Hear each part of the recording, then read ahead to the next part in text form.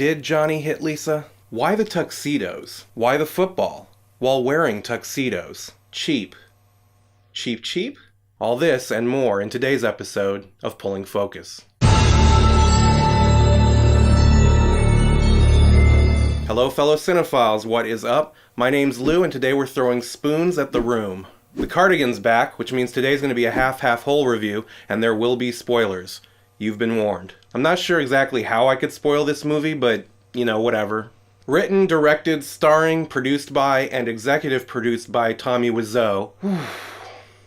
The Room was initially released in 2003. Since then it's become a bit of a cult hit, spawning midnight screenings and featuring audience participation. Think of something like the Rocky Horror Picture Show, but applied to an unintentionally bad movie, and you're in the ballpark. I'm not entirely sure when I became aware of The Room, but I remember seeing the poster and thinking it was a horror movie. When I did finally get around to watching it, I don't think I even made it to the end. This was years ago, and I didn't really give it another thought until I heard James Franco was making The Disaster Artist. And in anticipation of seeing that film, I decided to really sit down and invest in the source material. I guess I was in the right mood this time, because holy shit.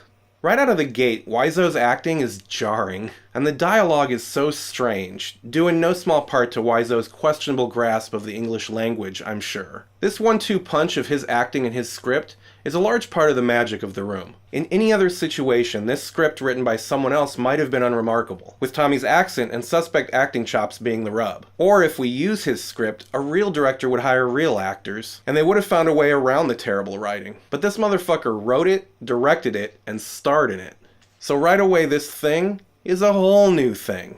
Wiseau's acting is nuts, but just when you think the movie can't get any weirder, it definitely does. Is Denny a 15-year-old kid or a 26-year-old mentally challenged adult? Is Johnny a sociopath? Is fucking Mark a sociopath? When I think of a chicken noise, I immediately go to bok bok bok. This crazy fuck lands on cheap, cheap, cheap.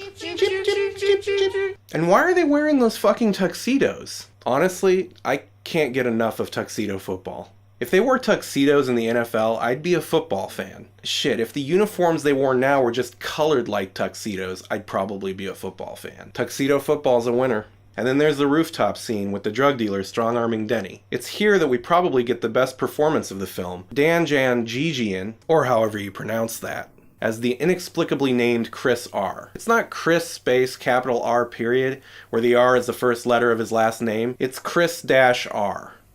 Because I guess that's what Wiseau thinks is a cool urban nickname. Chris R needs his own spin-off. I also found myself feeling kind of bad for Juliette Danielle, the actress who plays Lisa. Everyone's given terrible characters spitting awful Wiseauian dialogue, but she's the one that had to endure Wiseau actually grinding on her belly button for like 15 minutes. Those sex scenes are so long. And while the Oh Hi Mark is an early favorite for best scene, my favorite scene might surprise you. My runner-up favorite scene is when after smoking a jazz cigarette, Mark nearly throws Peter off the roof for accusing him of having an affair with Lisa. That upshot of them from over the side of the roof had me laughing so hard I had to pause the movie. I definitely peed a little. Seriously though, that roof set is phenomenal. But my absolute favorite scene, the flower shop. This scene might not be as flashy as some of the other hits, but it strikes the perfect balance for me. Nonsensical dialogue? Check. Jarring acting choices? Fuck yeah, there are. But what makes this scene extra special is the pacing. Once the characters start talking, there's almost no pauses between lines. It's an absolute barrage of abject strangeness. And when Johnny says, "Hi doggy," everything's suddenly right in the world. Hi doggy. Also, the way he says "keep the change" Keep the change reminds me so much of an impression my friend Aaron used to do. It's from Bloodsport, when a young Jean-Claude Van Damme finds the sword. It is a very special sword. You must earn it. I wasn't going to steal it. You're not gonna call the cops? Not if we make a deal. What kind of a deal? The last thing I'll say about The Room is, the more research I did into the film and Wiseau himself, the more layers became apparent. In the 3 days between watching The Room for this episode and seeing The Disaster Artist for the follow-up episode, I actually also read the book by Sestero. If you're even remotely interested in how The Room happened, definitely read The Disaster Artist. Wiseau, like the character he played, sees himself as a hero that was betrayed by everyone he cares about. Understanding that in real life, he grappled with seeing himself as a leading man while everybody else saw him as a villain, makes The Room that much more surreal. It's as if it was written by somebody with the emotional IQ of a child, but the life experiences of a 45-year-old man. It's meta as fuck, and undeniably compelling. So after all is said and done, how do I rate this fucking movie? If watched as a drama, it's about as terrible as is possible. The broccoli should definitely be on the wing of the plane. But if watched as a comedy, this thing is fucking gold. And therein lies the problem. It's clear that Wiseau thought he had written a drama. But I can't even pretend this thing isn't hilarious.